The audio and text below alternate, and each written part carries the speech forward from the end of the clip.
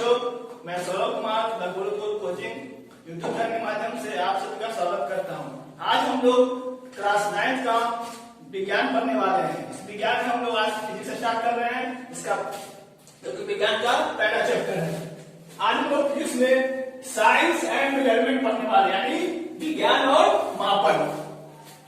विज्ञान और मापन पढ़ने से पहले हम लोग पहले जान लेते हैं कि विज्ञान होता क्या है, व्हाट इज साइंस। सावधानी पूर्वक और क्रमबद्ध तरीके से किए गए प्रयोगों और परीक्षणों द्वारा जो ज्ञान प्राप्त होता है उसी को हम साइंस कहते हैं एंड उसी को हम लोग विज्ञान कहते हैं।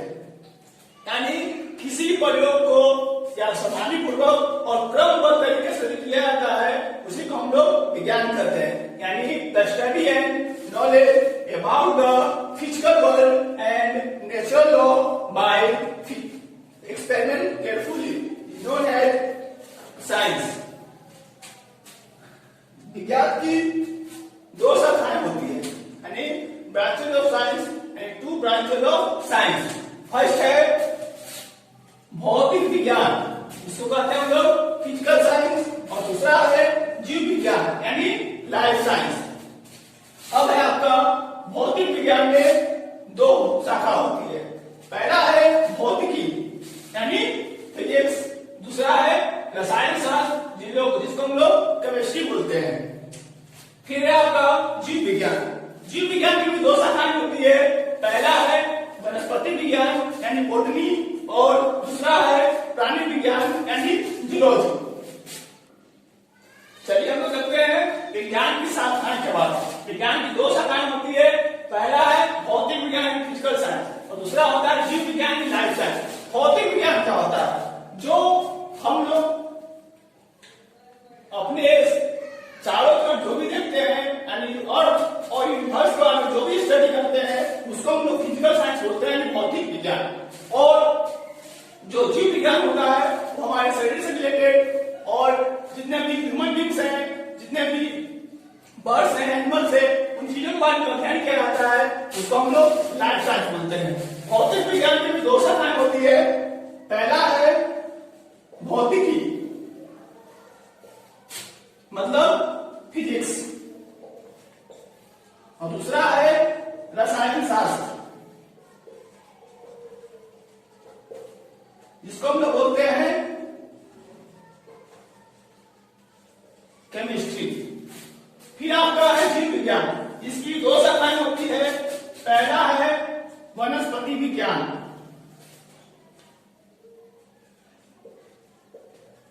मतलब बॉटनी, और दूसरा है आपका जीव विज्ञान जिसको हम लोग प्राणी विज्ञान बोलते हैं।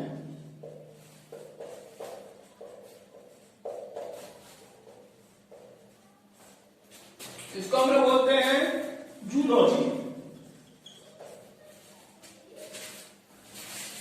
अब देखिए हम लोग फिजिक्स बात जान रहे हैं। फिजिक्स क्या होता है और केमिस्ट्री क्या होता है? फिजिक्स जो किसी भी सब्सटेंस के आउटर पार्ट को रीड करता है, उसके बारे में जो भी हम पढ़ते हैं वो फिजिक्स में आता है, और उसके इनर पार्ट को पढ़ते हैं वो हमारे केमिस्ट्री में आता है।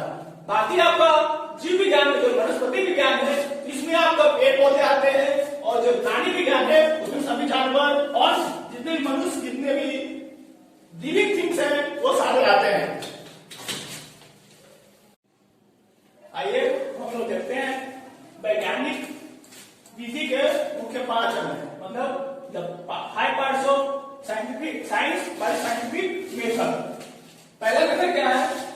किसी भी प्रेक्षण को सावधानी पूर्वक अध्ययन करना चाहिए और तब उसको प्रयोग करना चाहिए, प्रेक्षण करना चाहिए, स्टडी एंड ऑब्जर्वेशन केयरफुली। दूसरा है संभावित कारणों का अनुमान लगाना। कोई प्रयोग करने से पहले उनके कारणों का अनुमान लगा लेना चाहिए कि इस प्रयोग करने पर क्या होगा, यानी हाइपोथेसिस। तीसरा है आपका परीक्षणों तथा प्रयोगों द्वारा उन कारणों की जांच करना, यानी उसको जो भी हम प्रयोग करते हैं उनसे कारणों की जांच करना, उसका परीक्षण करना यानी एक्सपेरिमेंट। चौथा है आपका जांचों के आधार पर किसी निष्कर्ष पर पहुंचना। जब हम कोई प्रयोग करते हैं तो हम किस निष्कर्ष पर पहुंचते हैं उसके बारे में देखना। फिर क्या है? आवश्यकता अनुसार विचार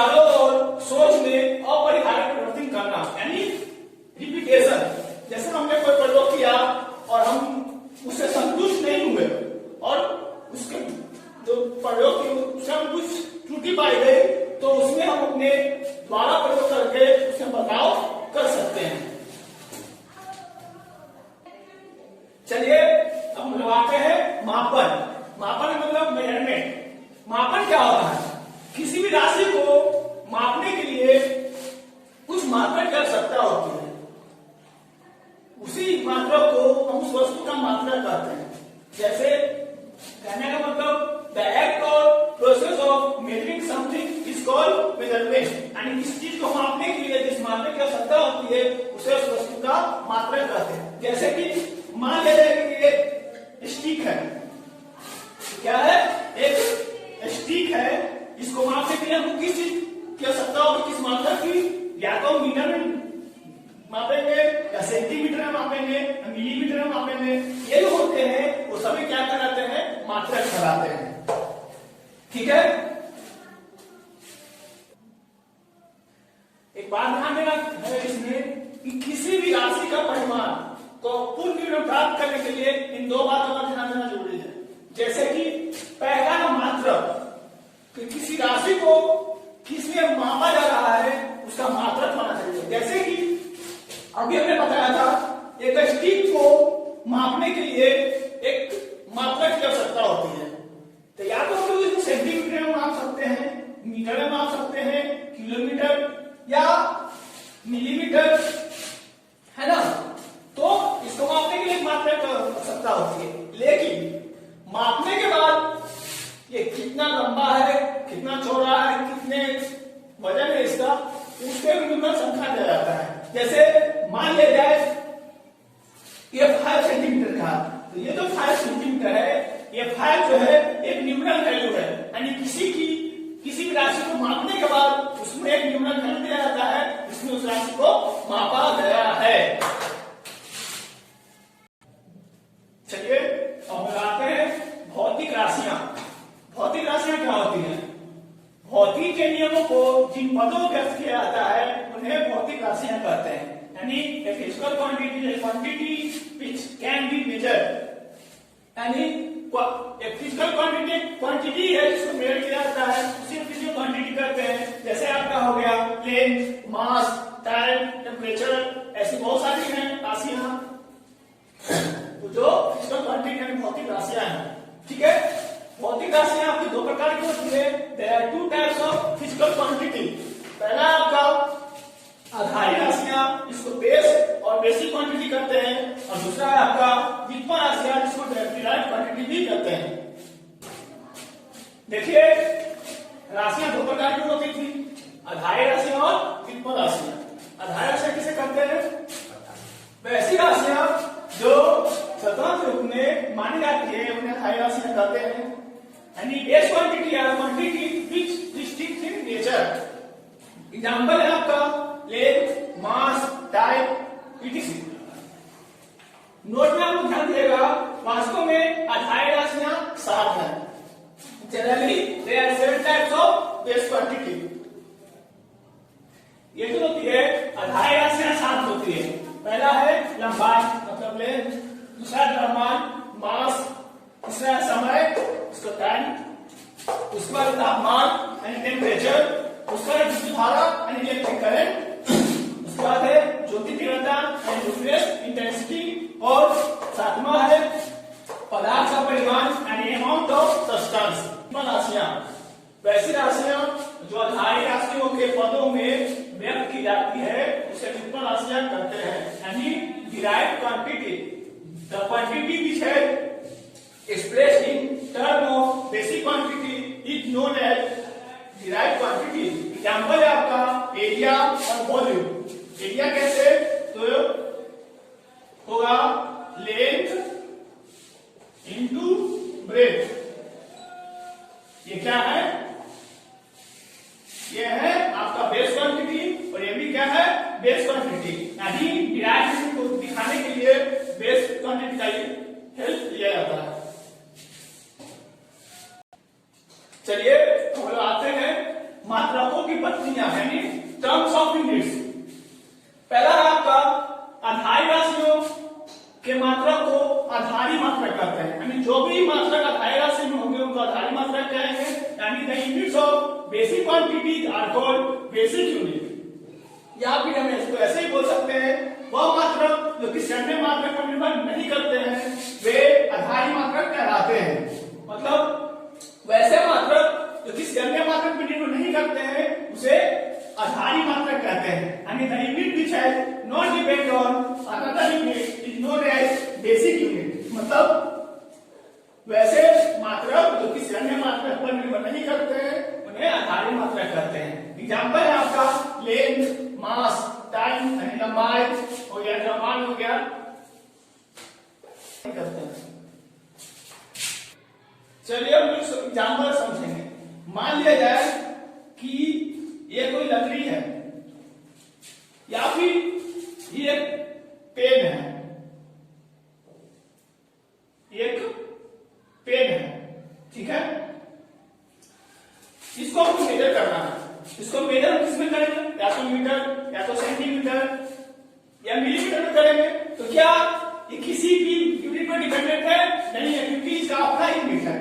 इसको मेजर करने के लिए हम मीटर, सेंटीमीटर का यूज करते हैं, मिलीमीटर यूज करते हैं। इसका कोई भी अलग से किसी यूनिट का हेल्प नहीं लेना पड़ता, इसका अपना यूनिट इसके आधार मात्रा है। मान लीजिए पेन है, इस पेन के लेंथ को मेजर करना है, क्या इसे हम किसी तरह करेंगे? या तो सेंटीमीटर, उतना मीटर का बड़ा पेन होता नहीं, लेकिन सेंटीमीटर में करेंगे या फिर मिलीमीटर में करेंगे। इसको भी मेजर करने के लिए हमारे पास इसका अपना यूनिट है, किसी यूनिट की सहायता नहीं लेता है।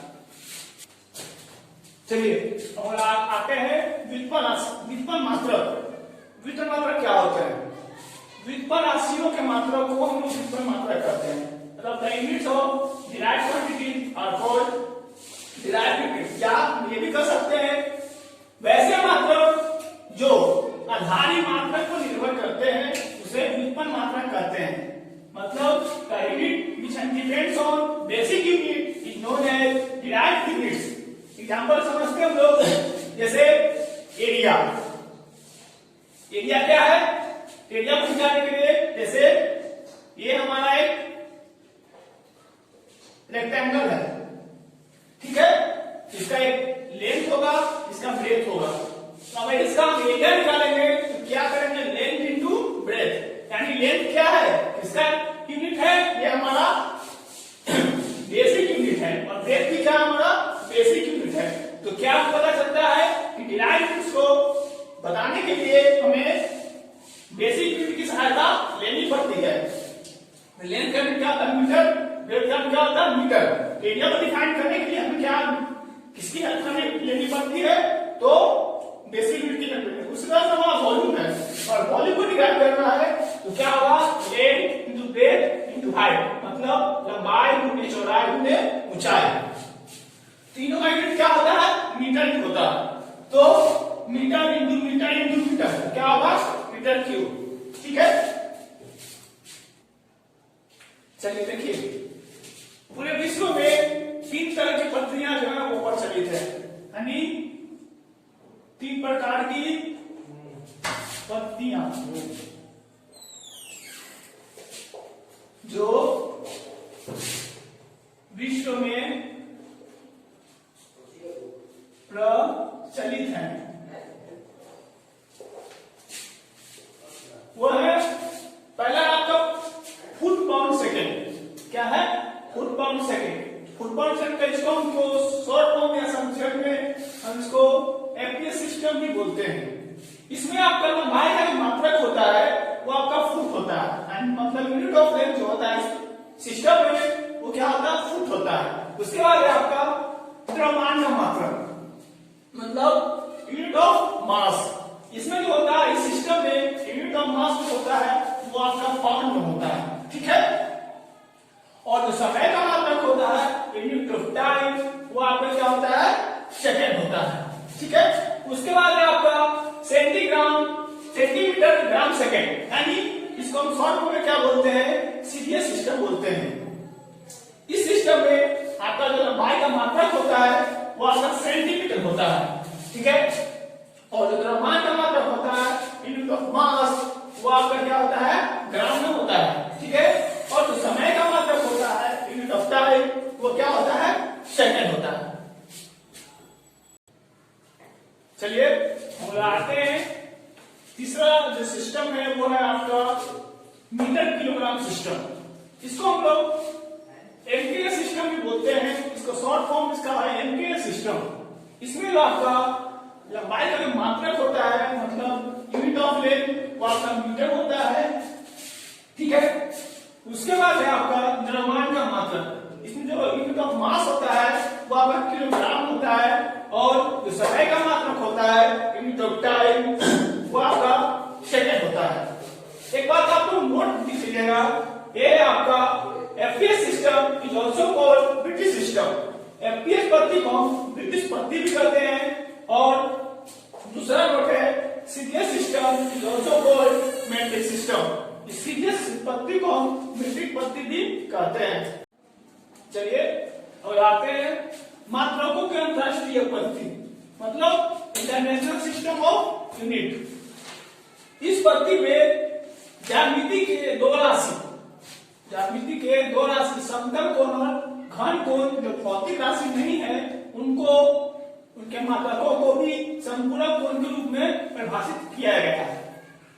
In this system two units of geometry, plane angle and solid angle are not physical quantity. It is defined in the supplementary angle, supplementary unit. चलिए अब आते हैं इस टेबल पे। इस टेबल में आपका आधारी राशि और उनके मात्रा base unit, base quantity and उनके यूनिट्स। आपका लंबाई का जो ऐसा यूनिट होता है वो होता है मीटर, जो लंबाई का ऐसा यूनिट होता है वो होता है अपना मीटर, उसको एम से डिनोट करते हैं, ठीक है। उसके बाद है आपका द्रव्यमान का जैसा मात्रक होता है वो किलोग्राम, मतलब द्रव्यमान का मतलब मास, उसका ऐसा यूनिट क्या होता है किलोग्राम, और उसे किसमें डिनोट करते हैं केजी में। फिर आपका समय मतलब टाइम का जो ऐसा यूनिट होता है वो होता है सेकंड, इसको हम लोग एस से डिनोट करते हैं। उसके बाद है आपका विद्युत धारा मतलब इलेक्ट्रिक करंट, इसका जैसा यूनिट होता है वो होता है एम्पियर, उसको हम एस से डिनोट करते हैं। उसके बाद है आपका ताप मतलब टेम्परेचर, इसका जैसा यूनिट होता है वो होता है केल्विन, जिसको हम के से डिनोट करते हैं। उसके बाद है आपका ज्योति तीव्रता मतलब ल्यूमिनस इंटेंसिटी, इसका जैसा यूनिट होता है वो होता है केल्विन, इसको हम लोग सीटी से डिनोट करते हैं। उसके बाद है आपका पदार्थ का परिमाण मतलब अमाउंट ऑफ सब्सटेंस, इसका जैसा यूनिट होता है वो होता है मोल, इसको हम लोग मोल से डिनोट करते हैं। फिर आपका था उसमें सप्लीमेंट्री यूनिट के बारे में पढ़ा था, तो संपूरक राशियां और उनके मात्रक मतलब supplementary quantity and unit. Supplementary unit दो होते हैं, एक होता है समतल कोण और एक होता है घन कोण। जो समतल कोण का ऐसा यूनिट होता है वो होता है रेडियन, जिसको हम RAD से डिनोट करते हैं। दूसरा आपका घन कोण मतलब सॉलिड एंगल, इसका जैसा यूनिट होता है उसको वो है स्टेरेडियन, इसको हम लोग SR से डिनोट करते हैं। चलिए हम आते हैं इस टेबल पे। इसमें आपका है, इसको आप टेबल आपको सीधा याद कर लेना है, और इसका जितना भी फॉर्म है वो सारे मीटर का फॉर्म है। जैसे कि आपका 10⁻³ मिली है, मतलब 1 मिली में 10⁻³ मीटर होता है। उसी तरह माइक्रो का भी है, 1 माइक्रो इक्वल टू 10⁻6 मीटर। उसका नैनो का है 1 nm इक्वल टू 10⁻9 मीटर। उस तरह पिको का है 1 पिको इक्वल टू 10⁻12 मीटर। दूसरा फेम्टो का है 1 फेम्टो इक्वल टू 10⁻15 मीटर। उसके बाद है एटो का है 1 एटो इक्वल टू 10⁻80 मीटर। फिर आपका इसका संकेत है, एंड इसको कैसे डिनोट करते हैं, तो मिली का होता है माइक्रो को होता है म्यू, माइक्रो को म्यू लिखते हैं, इसको क्या बोलते हैं म्यू बोलते हैं। नैनो का होता है एन, पिको का होता है पी, फेम्टो का होता है स्मॉल एफ, और एटो का होता है स्मॉल ए। उसी तरह इस शेड आते हैं तो क्या होता है, ये जो फॉर्म दिया हुआ है ये भी मीटर में ही दिया हुआ है, मतलब 1 किलोमीटर इक्वल टू 10⁻³ मीटर, या फिर 1 मेगा इक्वल टू 10⁻6 मीटर, उसी तरह 1 गीगा इक्वल टू 10⁻9 मीटर, उस तरह 1 tera equal to 10⁻12 metre, 1 peta equal to 10⁻15 metre और 1 एक्सा इक्वल टू 10⁻18 मीटर। फिर आपका इसका डेरिवेशन कैसे इसको डिकोड करते हैं। किलो को कैपिटल के, मेगा का कैपिटल एम, गीगा का कैपिटल जी, टेरा का कैपिटल टी और पेटा का कैपिटल पी और एक्सा का कैपिटल ई। ठीक है, चलिए हम आते हैं फाइंड करेंगे, मतलब मात्रा ज्ञात करना। मात्रा ज्ञात करने का मतलब हम वैसे मात्रा ज्ञात करेंगे जो आधारी मात्रक नहीं है, मतलब व्युत्पन्न मात्रा को ज्ञात किया जाता है, आधारी मात्रा को ज्ञात नहीं किया जाता है। ठीक है, तो हम लोग को एरिया का ऐसा यूनिट निकालना है, तो क्या करेंगे। एरिया का फॉर्मूला क्या होता है, लेंथ इनटू ब्रेथ। लेंथ का ऐसा यूनिट क्या होता है, एम, मतलब मीटर, और ब्रेथ का भी साइन क्या होता है, एम, मतलब मीटर। एम को से मल्टीप्लाई करेंगे तो क्या होगा, एम स्क्वायर, मतलब मीटर स्क्वायर। हमको क्या पता चला, unit of area. Unit of area क्या हो गया आपका, मीटर स्क्वायर। उस तरह हम इसको वॉल्यूम का निकालेंगे, तो वॉल्यूम का कैसे निकालेंगे, आयतन। आयतन निकालेंगे तो क्या होता है, लंबाई गुने चौड़ाई गुने ऊंचाई, मतलब length into breadth into height. इसमें तो ऐसा ही करेंगे। लेंथ का जैसा यूनिट होता है वो होता है मीटर, ब्रेथ का भी यूनिट मीटर होता है, हाइट का भी यूनिट मीटर होता है। तीनों को मल्टीप्लाई करेंगे क्या आएगा, एम यानी मीटर क्यूब। क्या पता चला हमको, unit of volume. Unit volume क्या आ गया, मीटर क्यूब। उसी तरह हम लोग किसका निकालेंगे, द्रव्यमान का, नहीं प्रेशर का, मतलब दाब। दाब किसे कहते हैं, एक सरफेस पर जो अप्लाई फोर्स अप्लाई होता है उसी को हम लोग प्रेशर कहते हैं, कि दाब कहते हैं। ठीक है, तो प्रेशर इक्वल टू क्या होगा, फोर्स बाय एरिया। मतलब एक एरिया में, एक यूनिट एरिया में जितना फोर्स लगाया जाता है वही हमारा क्या होता है, प्रेशर होता है। हम जानते हैं फोर्स का यूनिट क्या होता है, न्यूटन, बाय एरिया का यूनिट क्या होता है, मीटर स्क्वायर। तो क्या हो गया, न्यूटन बाय मीटर स्क्वायर। तो इसको लिखेंगे क्या, 1 न्यूटन पर मीटर स्क्वायर। तो क्या हो गया हमारा, यूनिट ऑफ प्रेशर क्या हो गया, न्यूटन पर मीटर स्क्वायर। अब हम लोग डेंसिटी का ऐसा यूनिट निकालेंगे। डेंसिटी में क्या होता है, मास बाय वॉल्यूम। मास में द्रव्यमान और वॉल्यूम मतलब आयतन, द्रव्यमान बटा आयतन। हम लोग जानते हैं मास का यूनिट क्या होता है, केजी, बाय वॉल्यूम का यूनिट हम निकाले थे मीटर क्यूब। तो क्या हो गया, मीटर क्यूब। तो क्या क्या पता चला, unit of density, unit of density यानी घनत्व का मात्रक क्या हो गया, केजी पर मीटर क्यूब। ठीक है,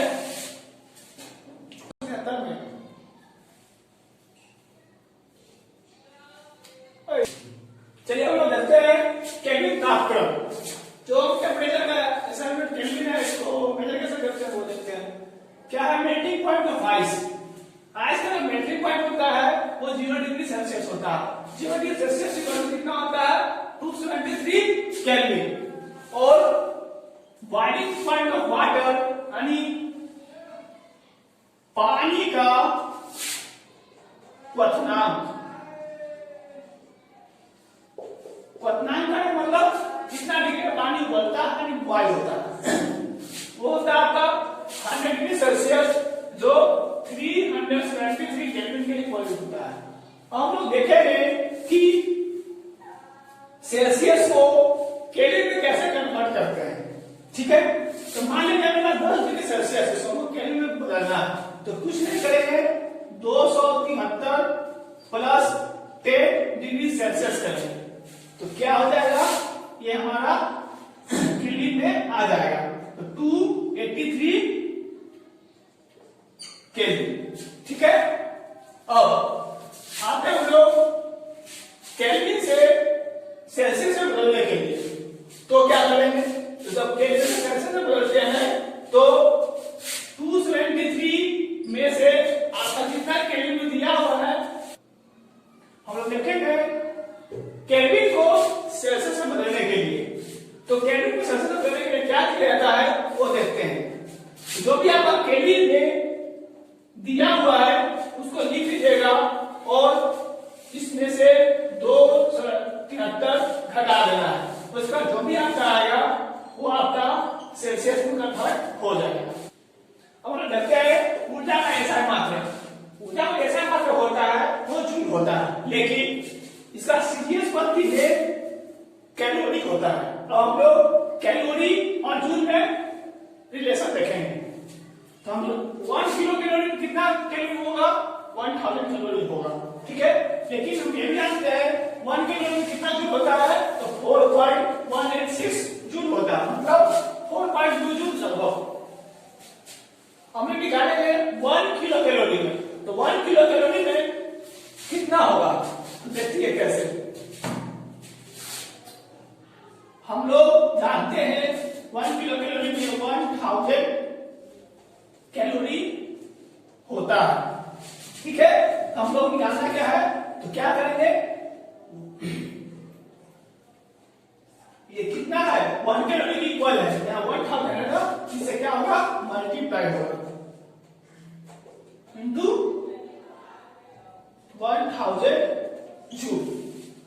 ठीक है, तो क्या हो जाएगा ये 4186 जूल, या फिर इसको ये भी कह सकते हैं 4.186 किलो जूल, जो इक्वल होगा 4.2 किलो जूल के लगभग।